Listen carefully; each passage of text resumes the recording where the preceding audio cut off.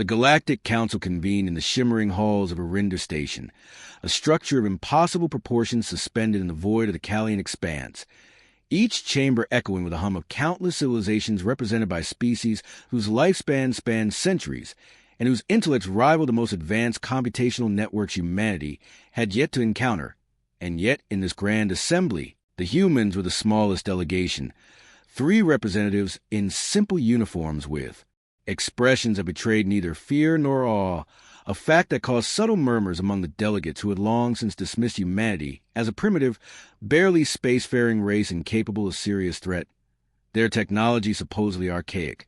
their history too short to cultivate meaningful interstellar strategy, and their physiology unremarkable. But what none of the council members understood was that human limitations had always been deceptive, that underestimating them was a mistake that would reverberate through the galaxy with consequences no one could have predicted. As the session began, the council's chair, a towering being of iridescent scales named Thorn of the Xeric Accord, gestured toward the humans with a clawed hand, his voice echoing like thunder across the chamber. "We convene today to discuss the matter of these human colonies, whose expansion into fringe sectors has been tolerated for too long. Their ships still primitive, their armies incapable of projecting force on an interstellar scale, yet their audacity grows, and we must determine if their continued presence warrants intervention." And the human ambassador, Jonathan Ellis, a man with sharp blue eyes and a posture of quiet confidence, simply nodded, his calm demeanor in stark contrast to the agitation rippling through the room. "We are here to maintain peace and cooperation," he said evenly, "not to challenge the Council's authority, but we will not be intimidated or coerced, and we trust the Council values reason over prejudice," which drew faint hisses from several delegates, their species having learned long ago that threats went unheeded only when strength was absent. And in that moment, Ellis' gaze swept across the chamber, meeting the eyes of representatives who believed they were the pinnacle of civilization, while he silently catalogued the flaws in their assumptions, noting that arrogance had clouded their judgment, and this arrogance would become their undoing, as intelligence reports on the human colonies have been grossly underestimated, ignoring the speed at which humans innovated, the resilience with which they adapted, and the creativity that turned scarcity into advantage. In the weeks following this council meeting, human scientists had secretly completed the integration of advanced propulsion matrices into their fleet, blending reverse-engineered alien tech with human ingenuity, creating ships that could traverse sectors with unprecedented speed. While human military strategists refined tactics that relied on coordination, deception, and relentless adaptability, strategies designed specifically to exploit the overconfidence of galactic forces. And as the first reported human presence beyond the fringe reached the Council, including bold exploratory missions into contested territories, the initial reaction was derision, the delegates laughing at what they saw as minor probes, harmless curiosity missions, failing entirely to notice the patterns of coordination and the sophisticated support networks that hinted at preparation for something far larger. Meanwhile on Earth, fleets of human vessels glimmered in orbit, crews trained under conditions of extreme scarcity, pushed to innovate or perish, their minds sharpened through simulations designed to mimic alien tactics. And while they appeared few in number, every ship was a node in a network of strategy and foresight, capable of acting independently yet in perfect synchrony. And when the Council's first attempt to intervene came in the form of a reconnaissance force led by the Xylar Dominion, a species whose warriors prided themselves on intelligence and efficiency, they found themselves confronted not by isolated ships, but by coordinated squadrons using unpredictable maneuvers, employing stealth technologies combined with sudden offensive strikes that the Xylar could neither anticipate nor counter, losing entire wings within hours. The reports reaching Arinder Station were met with disbelief, the Council refusing to reconcile their assumptions with the evidence, insisting that any loss was due to individual error rather than the emergent tactical genius of humanity. And as weeks turned into months, human colonies across the fringe sectors began deploying autonomous defense platforms, designed not to initiate conflict, but to react with precision and overwhelming force when provoked, platforms that could track and neutralize multiple threats. Simultaneously, while on the diplomatic front, humans offered negotiations that appeared conciliatory but were laced with subtle strategic warnings, each message a reminder that the humans were calculating, patient, and willing to let arrogance steer the Council into mistakes. Meanwhile, alien spies and informants repeatedly reported on human technological development, always lagging in their comprehension, always underestimating the rate at which humans innovated under pressure, as if the Council had assumed time moved uniformly for all species, failing to grasp the unique pressures that drove humanity to evolve faster than any one species could predict. And it was in this delicate tension, the Council blinded by prejudice, the humans observing quietly, that the first large-scale engagement erupted, a sudden incursion near the Orion expanse, where the Ketheri, a species whose pride and their martial heritage rivaled any in the galaxy, attempted to assert control over a human mining colony, expecting easy compliance, only to encounter a meticulously planned defense that combined orbital bombardment with agile strike teams, overwhelming the Ketheri forces before reinforcements could even arrive, leaving survivors to broadcast panic messages that painted humanity as a force beyond comprehension, messages that spread like wildfire across Council networks, shattering the illusion of human weakness and igniting a crisis of confidence that the Council could not contain. And as Ellis and his team continued to participate in Council meetings, smiling politely while reviewing reports of alien failures, they understood that each moment of underestimated human capability was a moment that compounded their advantage, that the galaxy had grown complacent in its assumptions, and that humanity's true strength lay not only in technology or strategy, but in the unexpected will to endure and adapt, a quality the Council had never valued because they assumed superiority conferred inevitability. And so as the months passed and alien losses mounted, whispers of human inevitability began circulating, first cautiously, then with growing urgency, with some Council members openly questioning whether their assumptions about humans had been catastrophically flawed, even as the humans maintained a veneer of diplomatic compliance, offering treaties and assistance. While behind-the-scenes fleets continued to expand, research continued, and contingencies multiplied, preparing for the moment when humanity would step from the shadows of the fringe into the forefront of galactic consciousness, a moment that the Council could neither prevent nor fully comprehend, for they had made the ultimate error of underestimating the very species they dismissed as insignificant, and in that underestimation lay the seeds of a reckoning that would sweep across the stars with relentless precision, ensuring that when the humans finally revealed the full measure of their capabilities, the galaxy would understand too late that their arrogance had sealed their fate, and the Council, for all its power, could only watch as humanity reshape the balance of interstellar power with strategies, technologies, and a resolve that no amount of underestimation could ever contain. Following the devastating defeats that had shaken the Ketheri and sent tremors of disbelief through the Council, humanity quietly escalated its presence in sectors that had long been considered under control of other civilizations, ships moving with precision of a single organism across hundreds of light years, each fleet deploying in formations that maximized defensive coverage while maintaining the ability to strike with sudden, overwhelming force. And yet, at every Council session, the human delegation maintained their calm demeanor, offering reports of peaceful initiatives, humanitarian aid, and technological cooperation, knowing full well that each report contained subtle implications of the true scope of their capabilities. And in the colonies themselves, human society had adapted to a constant state of readiness, scientists, engineers, and military personnel working side by side to innovate weapon systems, propulsion technologies, and defensive measures that merged human ingenuity with selective reverse-engineered alien tech, creating fleets that could anticipate, outmaneuver, and neutralize attacks from species who had previously considered themselves untouchable. Meanwhile, the Xyler, Ketheri, and other alien forces continued to underestimate humans, sending scouting parties that were destroyed almost immediately. The Council dismissing the losses as anomalies or errors in judgment rather than indicators of systemic advantage,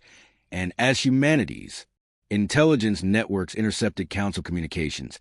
it became increasingly clear that the arrogance of the delegates blinded them to the scale of the human threat, which allowed humans to refine strategies in real time, learning from every engagement, adjusting tactics, and integrating new technologies faster than any single species could. And then came the first deliberate demonstration of strategic genius, the coordinated liberation of 3 contested colonies simultaneously, where human forces executed a series of maneuvers that no Council analyst had anticipated, striking at supply chains, disabling orbital weapons platforms, and neutralizing entire alien garrisons with minimal casualties. the humans' ability to act with speed, precision, and unpredictability confounding their opponents. And yet the council met to discuss these events with expressions of disbelief, members arguing over the interpretation of reports, some suggesting human victories were the result of flukes or external interference, unwilling to consider that a single species could achieve such coordination and tactical brilliance, all the while human ambassadors continued attending council sessions, calmly negotiating trade agreements, offering to mediate conflicts, and presenting themselves as cooperative partners, while the fleets under their command expanded, integrated, and optimized in ways that no alien species could track fully. And in the colonies themselves, civilians contributed to the war effort in ways that leverage human creativity and adaptability, constructing modular defensive installations, optimizing resource allocation, and developing contingency strategies for every imaginable threat, each innovation feeding back into the operational command of the fleets, creating a self-reinforcing system of adaptability that ensured humanity would remain several steps ahead of the Council's most sophisticated intelligence efforts. And when the first direct Council-led assault was launched to test human defenses, the humans responded with a combination of countermeasures that exploited alien assumptions, electronic warfare that blinded sensors, and rapid deployment of mobile strike units that neutralized the threat before it could even form a coherent front, leaving council members scrambling to understand how a species they considered primitive could consistently outmatch their most advanced fleets. And in private, many began to question whether humanity's technology was being underestimated or whether humans possessed strategic instincts honed over centuries of survival on a challenging planet, instincts that no computational model could fully replicate.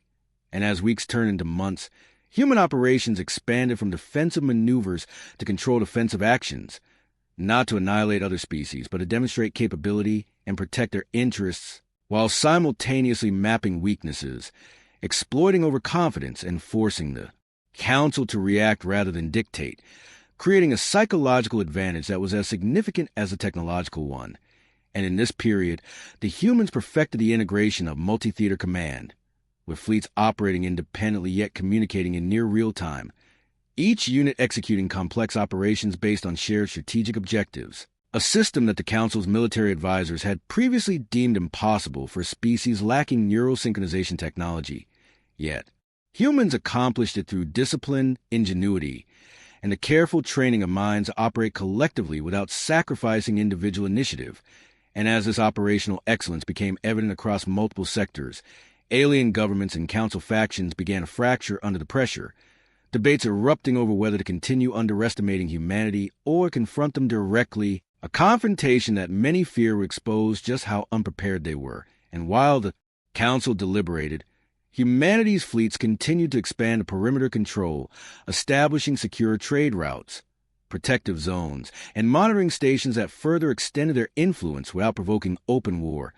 demonstrating that humans had mastered not only combat but diplomacy, logistics, and strategic foresight. And when the first formal warning came from the Council, demanding that humans halt expansion into contested sectors, Jonathan Ellis and his delegation responded with composed firmness, reiterating humanity's commitment to peace while subtly highlighting the Council's own failures to maintain order, forcing them to confront the reality that human advancement was deliberate, intelligent, and unyielding. And as the council members argued among themselves, accusing one another of misjudgment and failure to enforce policy, humanity's networks and fleets quietly prepared for the inevitable escalation, knowing that the ultimate leverage would be revealed only when. The council had no choice but to recognize that their assumption of human inferiority had been catastrophic, and in the shadows of this growing tension, human scientists continued to innovate propulsion methods that allowed instantaneous relocation across multiple sectors, weapons capable of disabling entire fleets without unnecessary destruction, and defensive systems that could predict enemy maneuvers based on adaptive algorithms combined with intuitive command, ensuring that when the confrontation reached its zenith, humans would not merely survive but assert a level of dominance that no alien species had ever witnessed, all while maintaining a facade of diplomacy, patience, and measured compliance, ensuring that every misstep by the Council only deepened the impression that humanity was as cautious as it was formidable, and by the time the Council could no longer ignore the systematic superiority displayed across the galaxy, the seeds of a reckoning had already been sown, a reckoning that would force every member to acknowledge, in undeniable terms that humanity had been underestimated, and the price of that miscalculation would echo across the stars for generations to come. Be why the time intelligence from multiple sectors confirmed that human forces were no longer merely defending, but actively shaping the strategic landscape of the fringe. The Galactic Council's confidence had begun to unravel, their once unquestioned authority undermined by reports of simultaneous victories in systems previously considered secure, and yet the humans continued to operate with an almost casual precision, their movements calculated to maximize impact while minimizing provocation, demonstrating a level of restraint that only intensified the Council's anxiety. And on Earth, command centers were buzzing with activity as Admiral Rachel Morgan oversaw operations coordinating dozens of fleets, each consisting of vessels equipped with advanced adaptive shielding, automated drone contingents, and electronic countermeasures capable of neutralizing enemy fleets before they could mount a coordinated attack. And the colonies themselves functioned as hubs of innovation, each settlement contributing to a cumulative understanding of alien technologies, integrating captured systems into human designs, refining propulsion, weapons, and communications beyond what any single species had imagined possible, while human diplomats, including Jonathan Ellis, engaged with alien factions through the Council, presenting proposals that appeared conciliatory but carried layers of strategic implication, subtly demonstrating that humans possess both the technological and psychological upper hand. And as the Council attempted to respond with force, launching a coalition fleet composed of Xyler, Ketheri, and Dralian warships, they encountered an unprecedented level of coordination from humans who anticipated their tactics, employed feints to divide their enemy, and utilized terrain, asteroid fields, planetary magnetospheres, and spatial anomalies to create advantages that no Council strategist had predicted, while the aliens' own overconfidence and reliance on traditional formations rendered them vulnerable to the flexibility and unpredictability of human maneuvering. And in the colonies, civilians contributed in ways that blurred the lines between military and civilian spheres, constructing advanced energy relay stations, repurposing mining platforms into defensive batteries, and developing logistical chains that ensured human fleets were never overextended, all while maintaining the impression of normalcy to outsiders who could not perceive the underlying efficiency and planning. And the first direct communication from Admiral Morgan to the Council arrived following a decisive engagement near the Typhon Rift, a message that was as precise as it was understated, acknowledging the Council's right to oversee interstellar conduct, while simultaneously outlining the futility of any attempt to impose authority over humans through coercion. The report concluded with a single sentence that will reverberate through Council chambers for weeks. Humans act in defense of their interests, and any miscalculation regarding their capabilities will have irreversible consequences. And as the Council digested this, internal divisions deepened, with some delegates arguing for immediate containment, others advocating diplomacy, and still others warning that the longer humanity was underestimated, the greater the potential cost, while the humans continued to expand their influence, securing trade routes and establishing monitoring stations designed not to provoke, but to ensure strategic advantage, demonstrating a mastery of both offense and defense that contrasted sharply with the Council's reactive posture. And when scouts from the coalition fleets attempted to probe human colonies, they were met with overwhelming yet precise countermeasures, including orbital defenses capable of disabling entire squadrons, electronic warfare systems that rendered enemy sensors useless, and coordinated strike units that neutralized threats without unnecessary destruction. Each success further compounded the Council's sense of disorientation and disbelief, as analysts struggled to explain how humans, a species they had long considered primitive, could consistently anticipate and counter their most sophisticated tactics. And in private meetings, the Council began questioning their intelligence networks, recognizing that underestimating human adaptability had been a fatal flaw. And while discussions raged over strategy and attribution of blame, humanity continued to refine multi-theater command protocols, integrating AI-assisted predictive modeling with human intuition to create a level of operational foresight unmatched anywhere in the galaxy. And on the diplomatic front, human emissaries continued to engage with alien leaders with patience and composure, offering cooperation while subtly signaling that any aggression would be met with precise and overwhelming retaliation, a message the Council struggled to interpret until it was too late. And as months passed, the humans' ability to operate simultaneously in multiple contested sectors became apparent, their fleets performing coordinated strikes, defensive maneuvers, and logistical operations in perfect synchrony, leaving alien observers unable to comprehend how a species they considered insignificant could achieve such mastery of interstellar warfare and administration. While back on Earth, scientists have perfected rapid adaptation protocols for new alien technologies, reverse engineering captured systems with unprecedented speed, and combining them with human designs to produce hybrid technologies that enhance both offensive and defensive capabilities, ensuring that the humans were always one step ahead. And as the Council finally convened to discuss the escalating human presence, internal dissent reached a breaking point. Factions arguing over whether humanity should be confronted directly or allowed to continue unchecked. While humans maintained a calm exterior, their true power and strategy hidden behind diplomacy, patience, and relentless preparation, ensuring that when a moment came for humanity to assert its full strength, the Council would have no choice but to recognize, in stark and irreversible terms, that their underestimation had been catastrophic, and that every act of human ingenuity, resilience, and strategic brilliance had been carefully cultivated to prepare for the day when the galaxy would finally learn that humanity could not be dismissed, controlled, or defeated by arrogance alone. The turning point came when reports of human operations in the void expanse began to surface, detailing a series of coordinated strikes against supply depots, orbital weapons platforms, and forward command stations of multiple alien factions operating under the Council's oversight, and these strikes, executed with surgical precision, revealed a level of strategic foresight that no species in the galaxy had previously encountered, as human fleets exploited gravitational anomalies, subspace, currents, and deceptive sensor patterns to appear where they were least expected, striking not just with firepower, but with an understanding of enemy psychology and anticipated reactions, while the Council, bound by outdated assumptions about human technological limitations, continued to underestimate the scale and sophistication of these operations, interpreting initial victories as isolated incidents rather than the evidence of a coherent and far-reaching strategy. And in the colonies themselves, human engineers had perfected modular weapons platforms capable of being reconfigured in hours to counter specific alien technologies, while logistic networks ensured supplies and reinforcements were always available, and scientists developed adaptive camouflage for ships and installations, rendering them nearly invisible to conventional scans, further complicating alien attempts at reconnaissance and planning.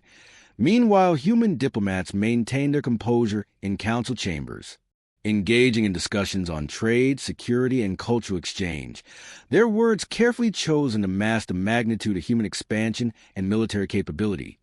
subtly reminding council members that humanity's strength was deliberate and measured,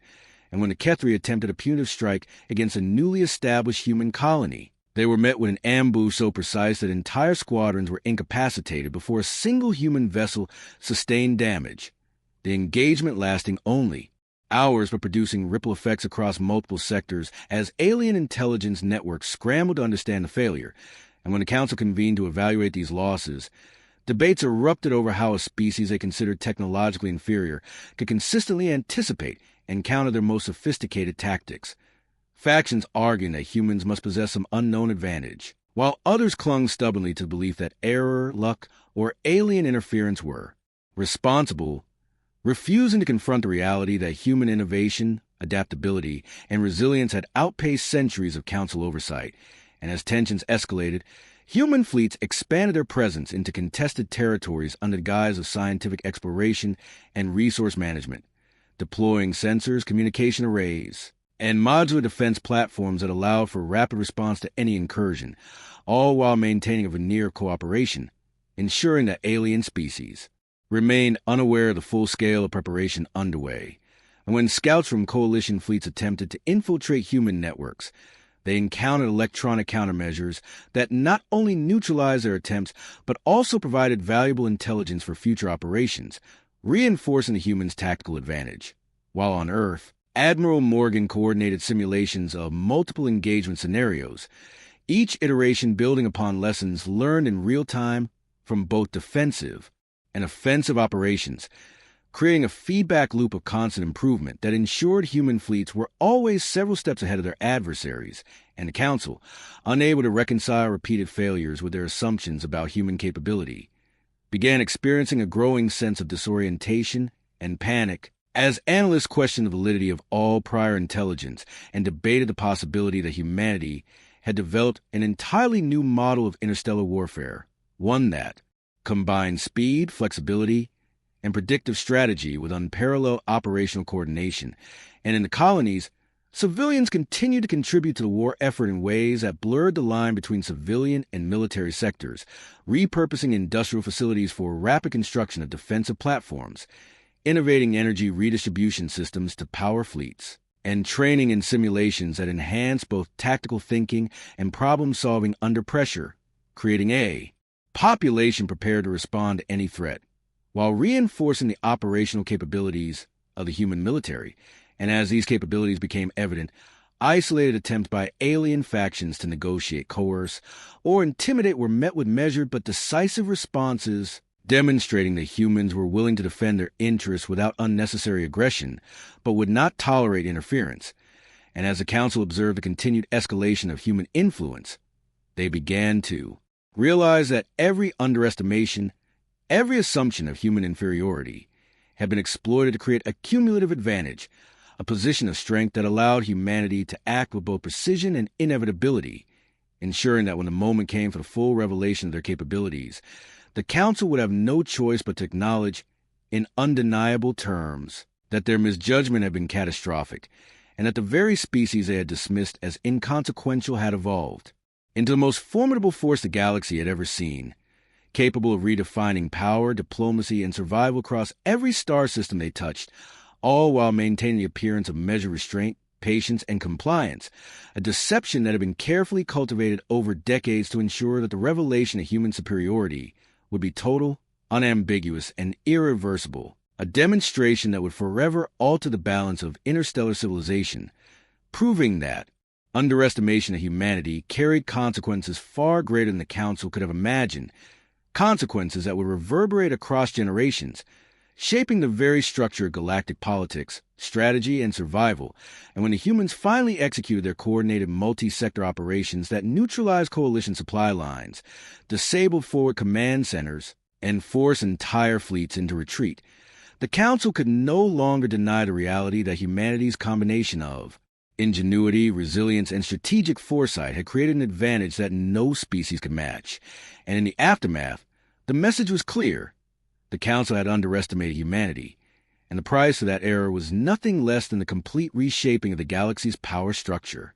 The aftermath of humanity's decisive operations in multiple contested sectors sent shockwaves through the Council, delegations convening in emergency sessions to assess losses, plan countermeasures, and assign blame, yet no combination of strategy or force could reverse the advantage that humans had systematically cultivated over decades, and in the colonies, the population continued to operate with discipline and creativity, engineers retrofitting civilian infrastructure to support fleet mobility, scientists developing adaptive energy shielding and automated repair drones, while military strategists coordinated multi-layered defense networks capable of simultaneously engaging multiple threats. And yet the humans maintained a public image of cooperation and diplomacy, offering to mediate disputes, assist with trade logistics, and provide technological insights to neighboring species, all while ensuring that their operational superiority remained invisible until it could be revealed at maximum impact. And as coalition fleets attempted to respond to human expansion, they found themselves trapped in carefully calculated engagements where human forces struck from unexpected vectors, exploiting weaknesses in fleet formations, sense of limitations, and over-reliance on conventional tactics, turning superior numbers into liabilities. And in these encounters, alien forces quickly realized that human adaptability, strategic intuition, and technological integration had reached a level unmatched in the known galaxy. Yet even as reports of repeated failures poured in, the Council remained divided, with some members insisting that human victories were anomalies or the result of luck, while others recognized, in private, that humanity had achieved an unprecedented mastery of multi-theater warfare, logistics, and predictive strategy combining all elements with a level of discipline, ingenuity, and foresight that no species could anticipate. And on Earth, Admiral Morgan coordinated with field commanders to expand human influence further, integrating intelligence gathered from engagements into advanced tactical models that allowed fleets to operate semi-autonomously, responding to threats instantly while maintaining alignment with overarching strategic objectives. And the colonies themselves became hubs of continuous innovation, with civilians contributing to ship design, energy management, and orbital infrastructure, creating a network that transformed every colony into both a defensive bastion and a platform for operational projection. And as these capabilities became evident, alien factions began to experience internal dissent, commanders questioning council directives, scientists debating whether human ingenuity was truly replicable, and political leaders confronting the possibility that the humans' methodical, patient expansion was irreversible, while human diplomats continued attending council sessions, calmly proposing trade agreements, mediating disputes, and offering cooperation, each interaction reinforcing the impression that humans were rational, disciplined, and, above all, impossible to intimidate. And when a coordinated assault was finally launched by the Council, involving multiple fleets converging simultaneously on human-controlled sectors, the humans anticipated every maneuver, executing countermeasures that neutralized threats before they could engage effectively, employing electronic warfare, adaptive shielding, rapid response strike teams, and predictive algorithms to devastating effect. And as alien fleets faltered, internal council communications revealed a growing sense of panic and confusion, analysts struggling to comprehend how a species long considered technologically inferior could consistently outperform them in every engagement, while human leaders observed the unraveling of their opponents with quiet satisfaction, understanding that the ultimate victory would be psychological as well as strategic, eroding alien confidence while reinforcing human dominance. And across the galaxy, the narrative of human underestimation began to take hold, whispers spreading that humans were not only unpredictable but unstoppable, that their resilience, ingenuity, and strategic foresight had elevated them to a level previously believed unattainable by any single species. And in the colonies, educational institutions trained citizens in advanced strategy, adaptive engineering, and operational logistics, ensuring that each generation of humans was prepared to contribute to the defense, expansion, and administration of interstellar territories, while simultaneously maintaining a civilian presence capable of rapid response, technological innovation, and logistical support, creating an ecosystem in which every element reinforced the others. And as human fleets secured key sectors, established monitoring stations, and coordinated planetary defenses, alien attempts to negotiate, intimidate, or coerce were met with precise, measured responses, demonstrating that humans were willing to defend their interests with overwhelming capability, but without unnecessary aggression, a combination that confounded and intimidated the Council, whose members had long relied on force, hierarchy, and intimidation as tools of interstellar governance. And as weeks turned into months, the psychological impact of repeated defeats, logistical failures, and strategic miscalculations forced the Council to acknowledge, at least privately, that the humans had systematically outmaneuvered them, leveraging their creativity, adaptability, and foresight to achieve dominance without provoking full-scale war. And when final reports on the front lines indicated that coalition fleets had been rendered ineffective, supply lines severed, and strategic positions secured by humans with minimal resistance, it became clear that the Council had underestimated not only human capability, but also human patience, resilience, and strategic genius,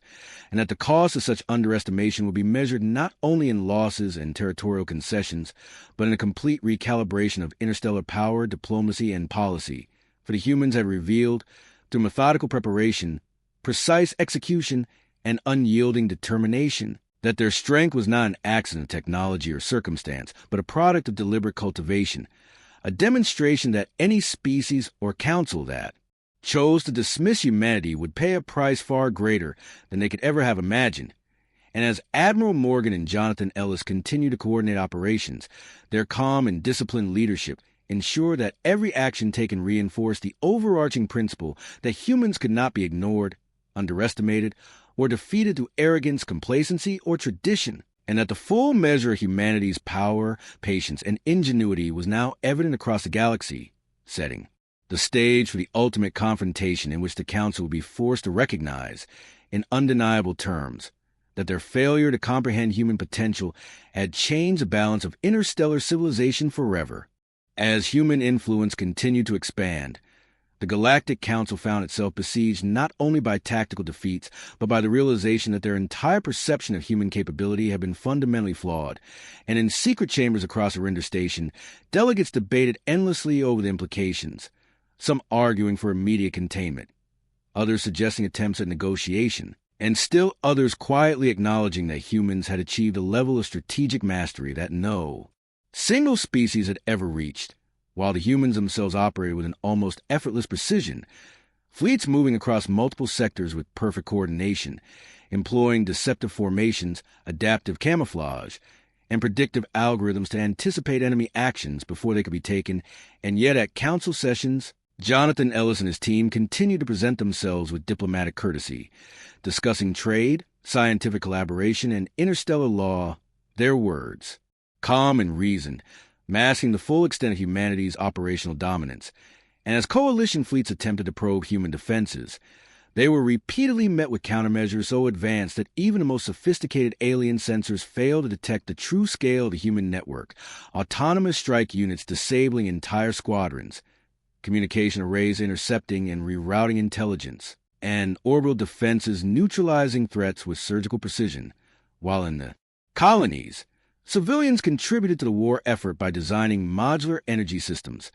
constructing rapid deployment orbital stations, and training in advanced tactical simulations,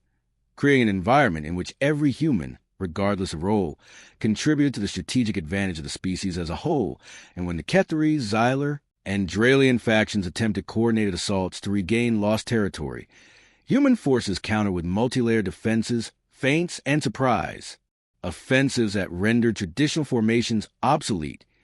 turning every attempt at aggression into a demonstration of human foresight and adaptability. And as reports of repeated failures reached the Council, internal divisions deepened, with some members blaming one another for underestimating humanity,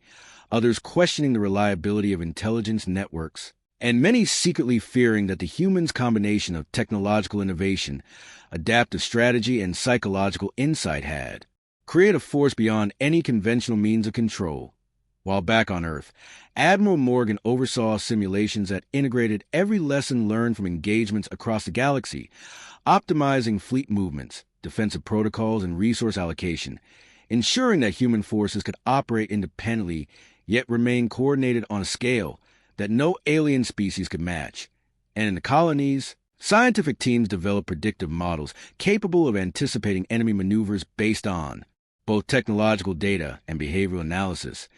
feeding insights directly into fleet command systems, while engineers created modular weapons and shielding capable of rapid adaptation to any threat, a combination that rendered human forces flexible, resilient, and overwhelmingly effective. And in council chambers, discussions turned increasingly frantic, delegates realizing that the repeated underestimations of human capability had resulted not in isolated failures, but in a systemic disadvantage that no traditional strategy could remedy. And while some proposed cautious diplomacy, others recognized that humanity had positioned itself to operate independently of council authority, projecting influence across multiple sectors while remaining technically compliant with interstellar law. And as the council debated, humans quietly secured supply lines, established monitoring networks, and fortified colonies in ways that ensured maximum strategic advantage. Their operations, carefully calibrated to avoid provocation, while simultaneously demonstrating undeniable control over contested regions.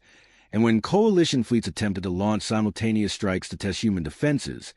they were met with rapid response units that neutralized threats before engagements could even begin, electronic warfare systems disrupting communications, adaptive shielding rendering attacks ineffective, and autonomous drones executing precise countermeasures that left alien commanders scrambling to understand what had gone wrong, while civilians across human colonies continued to innovate, constructing energy distribution grids, automated repair facilities, and modular defensive platforms that allowed human fleets to operate at full efficiency without delay. And as the Council confronted the growing evidence of human superiority, panic and confusion replaced the arrogance that had long characterized their deliberations. Delegates, realizing that humanity's patient, deliberate expansion had created a cumulative advantage too great to counter through force alone, and when human fleets executed the first fully coordinated multi-sector operation targeting coalition supply chains, orbital installations, and forward command stations, the efficiency, precision, and strategic insight displayed left alien observers stunned. No council plan or fleet maneuver capable of resisting the systematic dismantling of their operational capabilities. And as reports of these victories circulated, whispers across the galaxy acknowledged a truth long denied. Humans were not merely resilient or adaptable. They were brilliant, coordinated, and relentless, their patience and ingenuity having converted centuries of underestimation into a decisive advantage that would determine the future of interstellar civilization. While Jonathan Ellis and Admiral Morgan, observing from command centers on Earth and the colonies, ensured that every engagement, every maneuver, and every diplomatic interaction reinforced the undeniable reality that the Council had misjudged humanity catastrophically, and that the price of underestimating a species defined by adaptability, foresight, and unyielding determination would be paid in ways the galaxy had never seen before, a reckoning that was now inevitable, total, and irreversible, reshaping not only military and political power, but a fundamental understanding of human capability across all species. By the time the Galactic Council formally acknowledged that containment of humanity was no longer feasible, the balance of power across the galaxy had already shifted beyond recovery, and what unsettled the delegates most was not the raw strength of human fleets, but the unmistakable pattern of intent behind every action humans took. A calm, deliberate progression that suggested foresight measured in decades rather than battles. And within a render station, once a symbol of absolute authority, fear began to replace confidence as council members reviewed intelligence that confirmed humans had quietly secured control over key transit corridors, energy nexuses, and industrial systems essential to interstellar logistics, effectively granting them the ability to shape trade, movement, and military response across multiple regions without firing a single shot. And while the Council debated emergency resolutions, humanity continued to operate with discipline and restraint, avoiding unnecessary destruction, stabilizing contested systems, and offering protection to neutral worlds that had grown weary of Council neglect and coercion, actions that further undermined the Council's moral authority and exposed the fragility of its dominance. And on Earth, strategic command briefings focused not on conquest but on sustainability. Admiral Morgan emphasizing that the objective was long-term stability secured through undeniable strength rather than fear alone, a philosophy reflected in every human deployment, where fleets protected infrastructure, maintained order, and neutralized threats with precision that minimized collateral damage,